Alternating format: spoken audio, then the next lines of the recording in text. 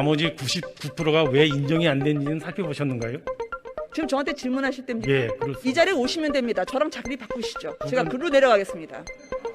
두 번째, 이건 아까 말씀드린 제가 일일이 다 그걸 기억을 못하기 때문에 지금 말씀을 못 그걸 드리는 겁니다. 기억하지 않고 이 자리에 서시면 안 되죠. 열심히 하냐고 물은 게 아니라 정책 효과가 있냐 물었기 때문에 꼼수로 대응하실 일이 아니라고 생각합니다. 국민 탓하시는 겁니까? 그렇지 않습니다. 집값을 국민이 올렸습니까? 정부가 올렸죠. 자, 쉬는 시간 드릴게요. 물 한 잔 드시죠. 저도 먹겠습니다.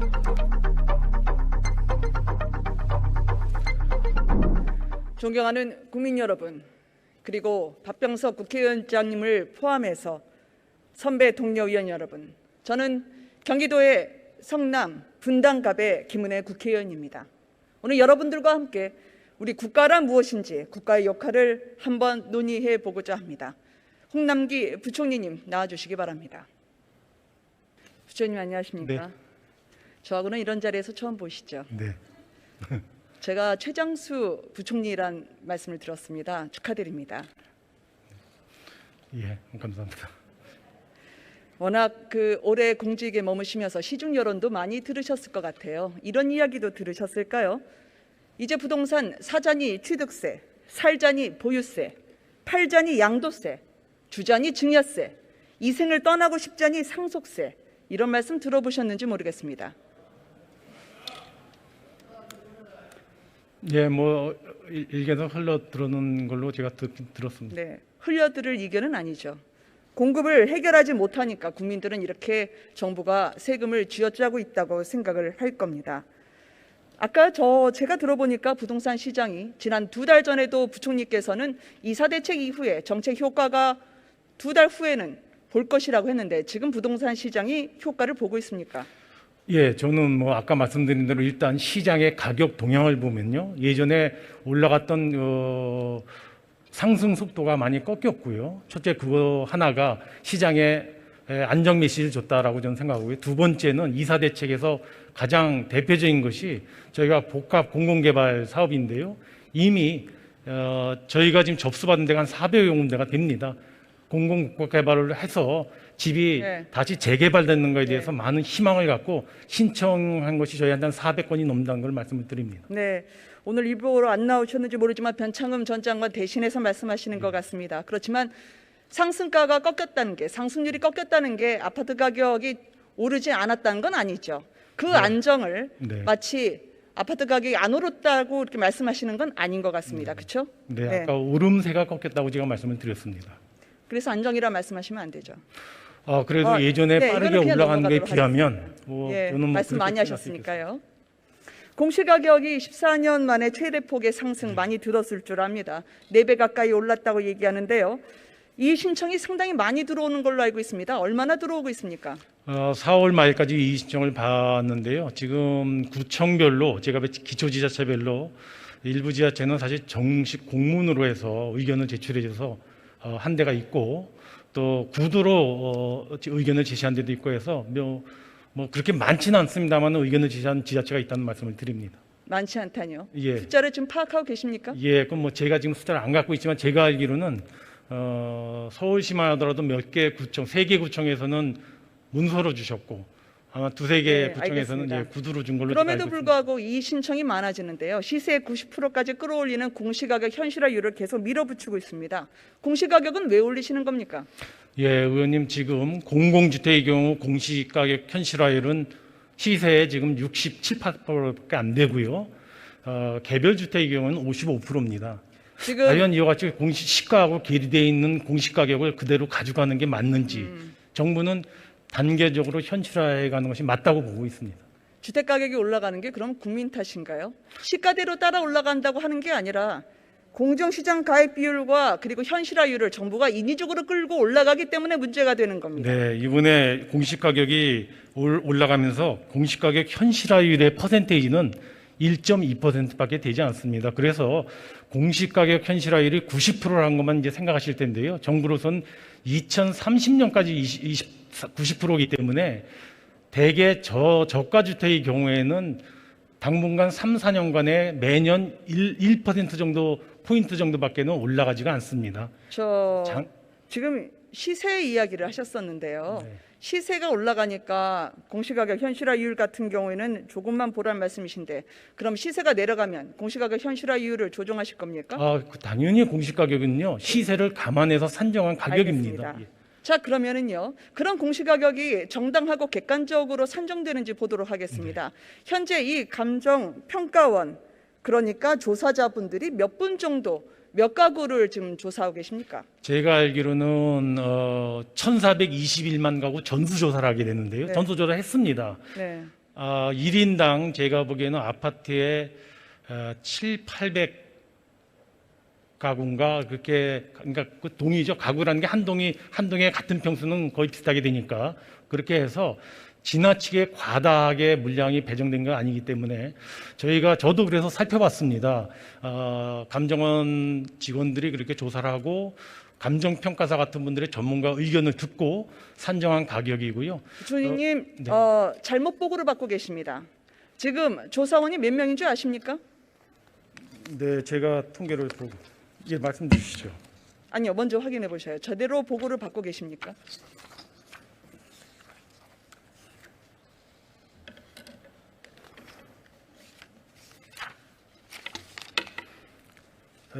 여기 숫자에는 사람 숫자는 안 나와 있는데요. 아까 제가 들어오기 전에 아까 1인당 800개라는 그 숫자는 제가 보고 와서 그 말씀은 드릴 수 있겠습니다. 지금 한국감정원의 정원이 몇 명인가인지 그 투입이 몇 명이 된지는 제가 자료를 좀 갖고 있지 않습니다. 부총리님이 전수조사라 이야기했지만 네. 520명이 856동, 즉 한 사람당 2만 6천 호를 조사를 합니다. 이게 제대로 된 공시가격 할 수 있겠습니까? 그래서 아까 제가 말씀드린 것처럼 856동이라고 그랬는데요. 대개 한 동에 같은 평수일 경우에는 층수마다 조금 차이는 있지만은 860동이라 해서 곱하기 호수로 하기에는 그건 무리가 있고요. 지금 궁예관시법이나 축지법이 아닌 다음에야 이렇게 주먹국으로 공시가격이 산정되는 거를 부총리님께서 이렇게 막아설 일이 아니라고 생각합니다. 좀만 더 들여다볼까요? 아까 지금 두고두고 저가주택의 경우에는 크게 재산세가 오르지 않거나 낮춰질 것처럼 말씀을 하시던데요. 그래도 부총리님이 그동안에 국회에서 1가구 1주택 각별하게 보호하신다고 답변을 하셨더라고요. 올해 6억 이하 주택 재산세는 그럼 내려가는 겁니까? 내려갑니다. 명백히 내려갑니다. 제가 통계도 드릴 수가 있겠습니다. 감사합니다. 그럼 내년에는 어떻게 됩니까? 그건 내년에도 제가 보건대는 세율 자체를 3년간 깎아줬기 때문에요. 제가 보건대는 더 늘어나지 않을 걸로 생각이 되고요.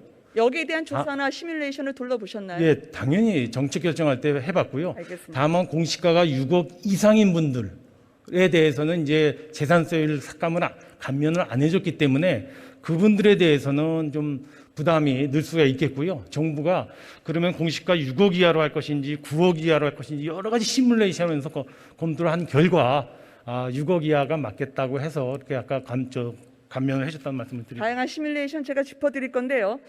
지금 말씀하신 부분은 사실과 다릅니다. 저희 국민의힘에서 부동산 공시가격 검증센터장의 분석은 그렇지 않습니다. 1년짜리 꼼수입니다. 약한 자를 위한다는 정부가 결국 약자에 대해서는 1년간 눈속임하다가 2022년부터 계속 재산세가 올라가도록 되어 있습니다. 내려줘도 얼마나 내리는지 봤더니 7만 원 찔끔 내려주시더라고요. 그리고 나서 내년부터는 대다수 주택보유세가 서울에서는 급격히 증가합니다. 왜냐고요? 공시가격 상승률이 재산세 감면액보다 높기 때문이죠. 이런 거 감안한 시뮬레이션 돌리셨다고 하는데 공시가격 얼마나 올린다고 생각하고 돌리셨습니까?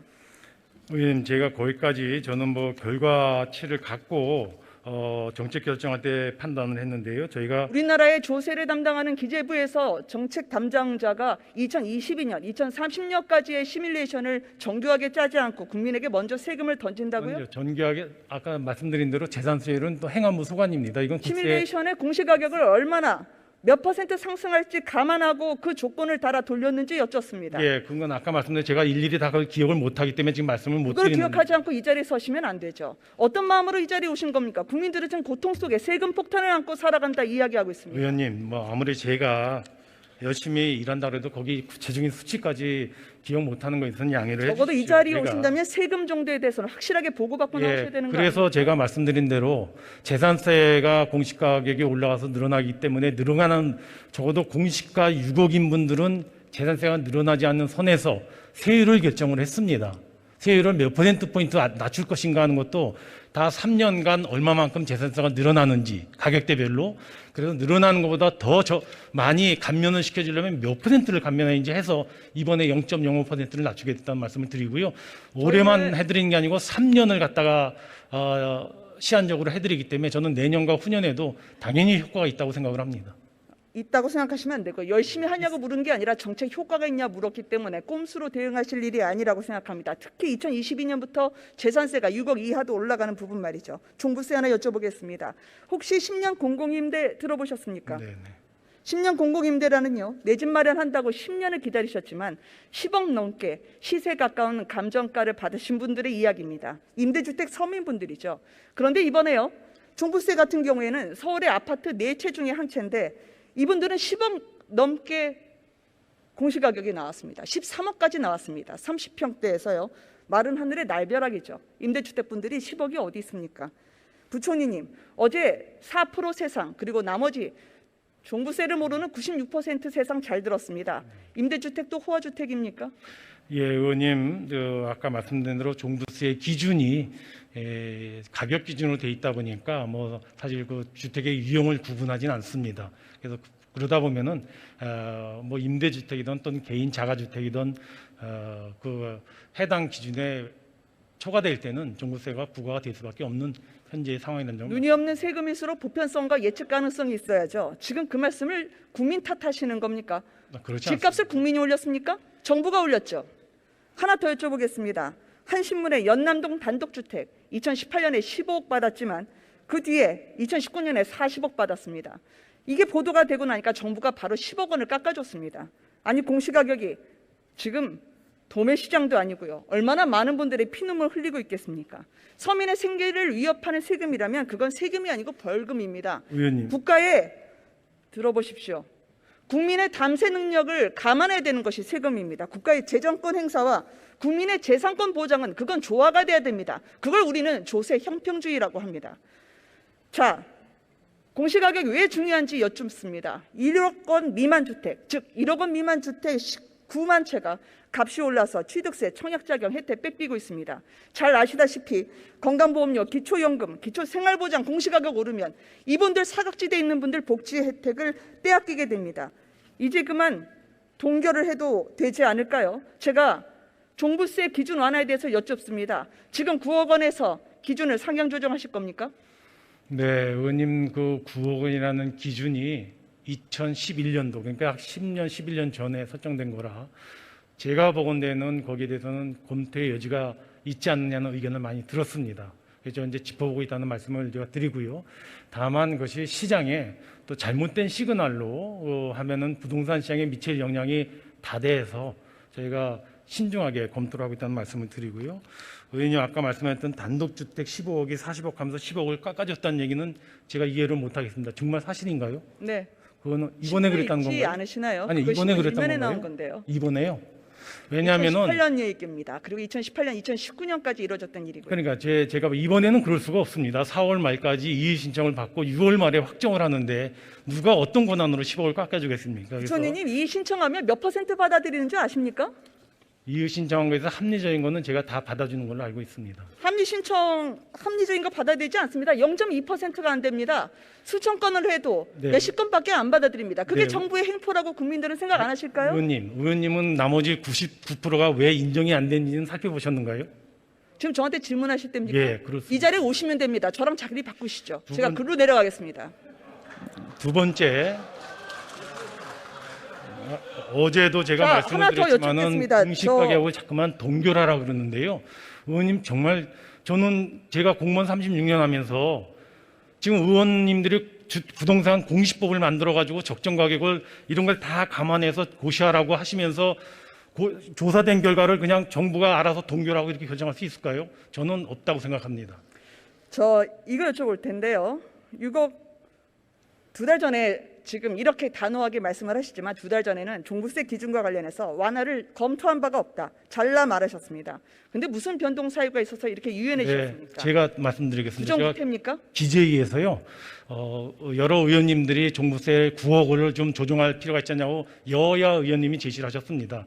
그때 제가 이 9억 원이 10년 전에 설정된 거긴 하지만은 잘못하면 지금 부동산 시장이 굉장히 불안한데 시장에 잘못되게 부동산 완화에 잘못된 시그널이 가서 부동산 영향이 있을까 봐 지금으로선 검토한 바 없다라고 말씀을 드렸고요.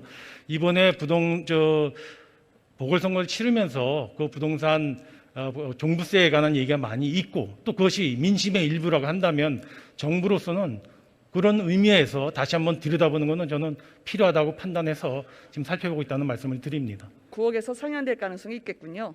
이런 이야기는 지금까지 6억 5천으로 공시가가 내려가지 않았다가 이번에 9억 원 넘는 종부세 그 4% 클럽에 합류한 변창흠 전 장관이 이 자리에서 들었으면 더 좋았을 것 같습니다. 제가 시그널 말씀하시길래요. 부총님께서 시장에 가장 강력한 시그널을 주신 거 하나 말씀을 드릴까 합니다. 임대차 3법이죠.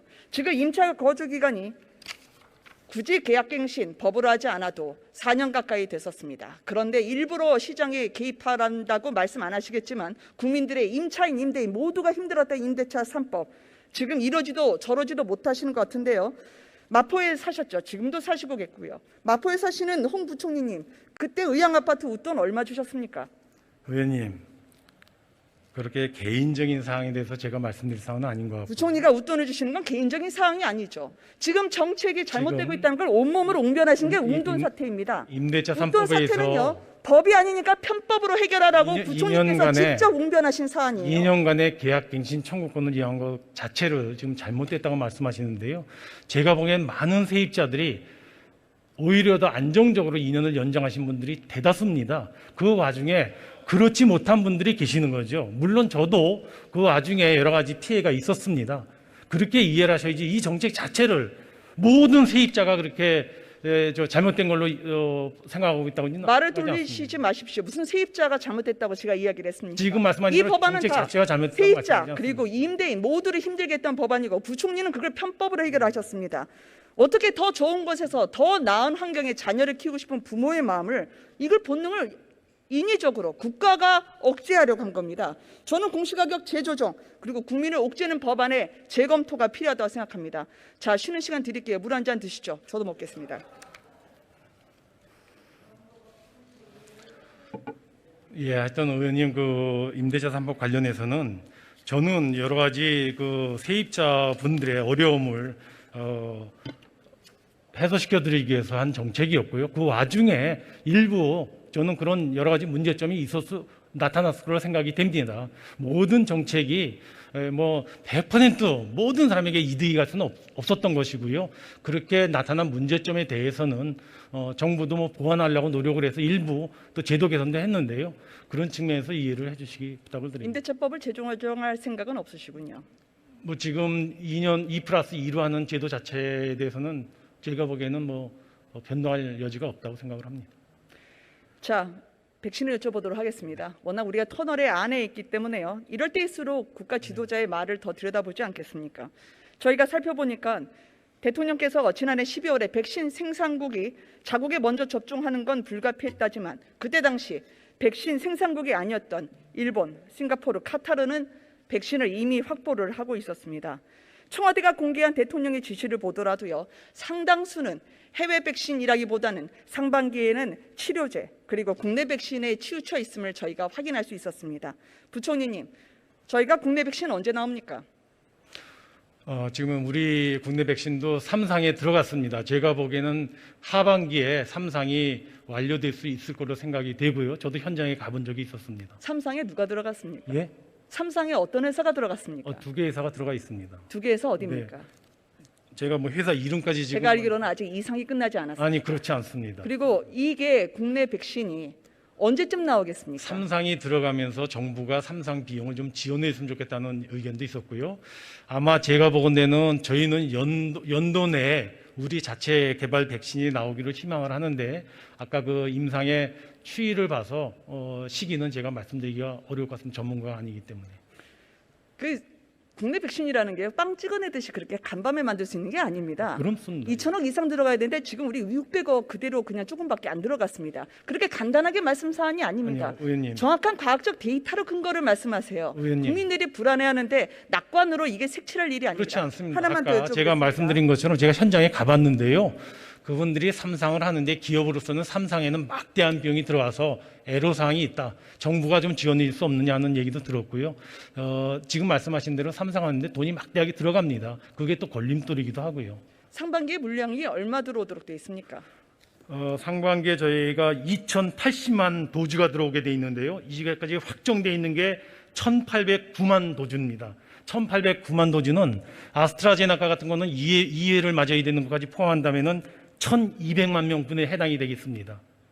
그래서 지금 1,809만 도주가 들어오면 정부로서는 1,200만 명에 대해서는 지금 저희가 접종 역량으로서는 충분히 1,200만 명을 접종할 수 있을 걸로 생각이 되는데요. 만약 의원님께서 아까 말씀한 것처럼 2천만 도주가 정말 들어올 거 아니야, 혹시 차질은 없을 것이냐는 그런 우려가 있을 수 있는데요. 정부도 거기에 대해서는 지금 외교적인 역량까지 동원해서 동원해서 계획대로 상반기에 차질 없이 들어오도록 하는데 최대 역점을 두고 있다는 말씀을 드립니다. 1,800만 도주는 계약인가요? 네, 그렇습니다. 그러면 하나만 보여드리겠습니다. 문 대통령께서 연말에 모더나 CEO와 화상 통화를 했습니다. 2분기부터 총 2천만 명분 확보 청와대가 발표를 했죠. 그 백신은 지금 어디 있습니까? 예, 모더나는요. 저희가 제가 밝혀도 되는가 모르겠는데 4천만 도주를 저희가 계약을 했습니다. 그리고 그 상당 부분이 상반기에는 아무래도 물량이 많이 들어올 수가 없는 상황이었고요. 하반기에 대개 들어오도록 돼 있다는 말씀을 드립니다. 그럼 2분기부터 청와대가 2천만 명분 확보한다고 하는 건 거짓인가요? 아까 그거는 아스트라제네카, 파이자, 모더나, 얀센, 노바백스 다 합해서 말씀을 드린 겁니다. 무슨 말씀이십니까? 저희가 지금? 다섯 모더나 개. CEO와 통화를 해서 2천만 명분 확보를 했다고 청와대가 발표를 그러니까 했습니다. 아까 4천만 도주가 2천만 명분입니다. 맞습니다. 지금 여기서 그걸 저한테 가르치십니까, 부총님? 제가 아니요. 그것도 모르고 여기 왔겠습니까? 아니요, 그 의원님. 이 자리에 들어오시라니까요. 자, 아니 의원님, 질문을 주시면은 정부가 답변을 대통령이 소상히 통화 한마디 했다면 그게 계약이면 그대로 들어와야죠. 통화가 계약입니까? 의원님, 협약과 계약을 헷갈리시고 국민들이 통화를 이렇게 하고 얘기하지 마십시오. 통화를 하고 질병관리청에서 정식으로 계약을 했습니다. 대통령이 말씀으로 그렇게 된 것이 아니고요. 계약서를 보여주십시오. 2분기부터라고 하는데 왜 아직 안 들어옵니까? 계약서 보여주면 끝나는 거 아닙니까? 네? 계약서 보여주면 끝나죠. 자, 하나 보여드리겠습니다. 우리의 방역의 총괄 전권은 정은경 청장이 갖고 있습니까? 김호랑 기획관이 갖고 있습니까? 예, 정부로서는 지금은 질병관리청이 독립청으로서 방역을 지휘하고 있고요. 그러나 질병관리청 혼자서 할 수 있는 상황은 아니기 때문에 이제까지 총리 주재 또는 총리가 못하실 때는 복지부 장관과 행안부 장관 주재에 방역 중대본회의가 매일 열리고 있습니다. 일요일, 토요일도 열리고 있어가지고요. 매일 거기서 부처의 의견을 조율하는 작업을 했고요. 실질적으로 방역사령관이 누구냐? 현장에서의 방역사령관은 저는 질병관리청장이라고 생각이 됩니다. 그러나 다른 총리님과 다른 장관님들이 그 방역중대 매일 열리는 방역중대본 회의에서 여기는 17개 지자체도 들어옵니다. 같이 회의에 거기서 아니, 조율하고 있다는 말씀을 드립니다. 그럼 왜 질병청을 컨트롤 타워라고 지켜 세우십니까? 자, 이런 식으로 사람 우습게 만들고 전문가 얘기를 안 듣고 있다고 지금 국민들이 생각합니다. 지금 해외 제약사가 그동안 협상 과정에서 백신 매우 무리한 요구를 했습니까? 의원님, 저는 의원님 말씀에 좀 제가 왜 정부가 방역을 하면서 전문가 의견을 답변해 안 듣고 주십시오. 있다고 해외 했죠? 제조사가 지금 백신 협상 과정에서 무리한 요구를 우리에게 했습니까? 협상 과정에 대해서는 제가 자세히 알지 못한데 그 결과만 알고 있죠. 그거는 질병관리청장이라든가 복지부 장관이 백신 제약회사를 만난다든가 접촉을 해서 제가 그 중간의 프로세스는 자세히 알 수는 없지만은 아까 말씀드린 대로 1억 5,200만 도주, 7,900만 명분에 대한 도입 계약이 내용에 대해서는 제가 좀 알고 있습니다. 그 국민들의 생명이 필요한 갈등으로 다시 한미 제약사 탓하지 마시기 바랍니다. 정부가 단 한 번 백신 수급 실패를 인정한 적이 없습니다. 솔직하게 인정할 거 인정하고 최선을 다하시는 거, 차선책에 몰두하는 게 필요하시지 않을까요? 전문가의 의견을 들었으면 이렇게 자랑스러운 대한민국이 백신 후진국으로 전락하지는 않았을 것입니다. 부총리님 들어가셔도 좋습니다. 예, 하여튼 의원님 주신 말씀의 취지를 저희도 정부도 고온으로 듣고 최대한 정책에 반영하는 노력을 기울여 나가겠습니다.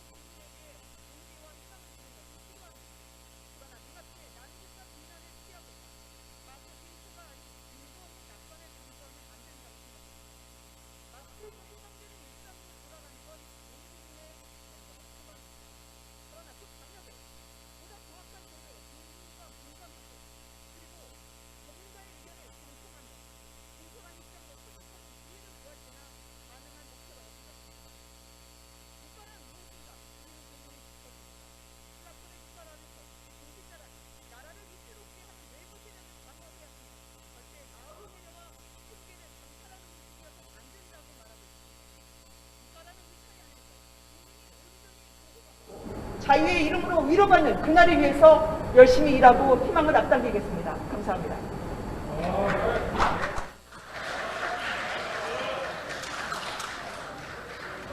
구독, 좋아요, 알람을 눌러주세요. 다음 영상을 만드는데 더 큰 힘이 됩니다. 감사합니다.